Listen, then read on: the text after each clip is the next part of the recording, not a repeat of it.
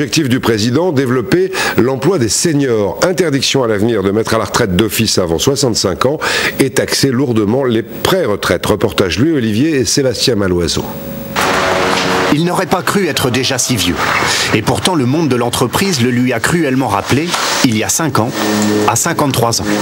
J'ai perdu mon emploi, donc après j'étais à la NPE. La NPE m'a jamais donné de renseignements ou d'indications de poste.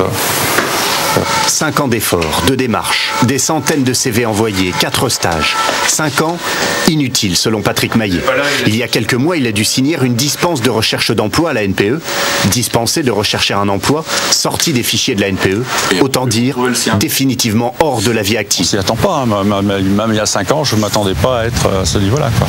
Pour moi, ça a été une sacrée claque, quoi. Donc c'est vrai que c'est très dur à supporter. Et il faut tenir.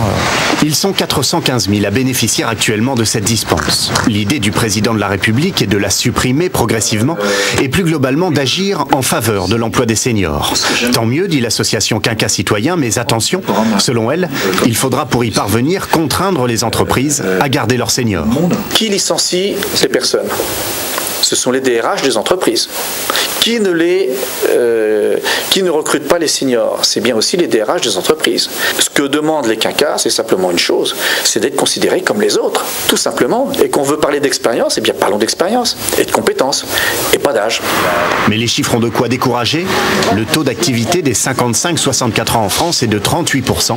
C'est l'un des plus bas d'Europe. Effectivement, âge moyen de départ à la retraite, 57 ans aujourd'hui, 38% d'actifs seulement chez les 55-64 ans. Faudrait peut-être qu'on ait des DRH un peu plus âgés, ils comprendraient.